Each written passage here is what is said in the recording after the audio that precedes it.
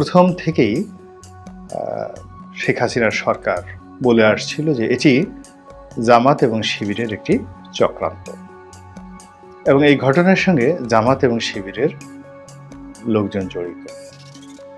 আর অন্যদিকে আমরা সাধারণ যারা আমজনতা, তাদের বক্তব্য ছিল যে না, এটা একটা নিপাট নির্ভেজাল আন্দোলন, সাধারণ ছাত্রদের আন্দোলন, এবং এই আন্দোলনে যে বিষয়টি নিয়ে ছাত্ররা দাবি জানাচ্ছে এটি বলতে গেলে গণদাবি এবং নিষ্পাপ দাবি। এটি যদি সরকার মেনে নেয় সরকারের কোনো অসুবিধা হবে না।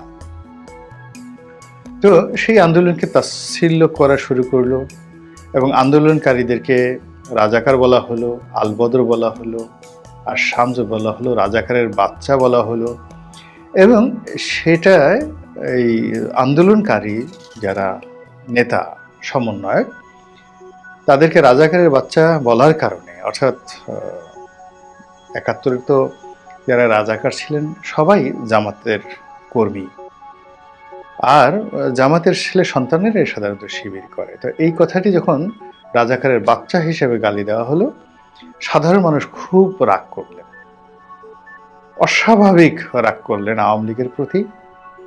এবং অন্যান্য যারা, বিশেষ করে বিচারপতি মানিক, অন্যান্য যারা এই রাজাকারের বাচ্চা শব্দটিকে বারবার ম্যাটারালাইজ করার চেষ্টা করেছে, মার্কেটিং করার চেষ্টা করেছে, তাদের প্রতি জনগণের ক্ষোভ একেবারে চরমে পৌঁছালো।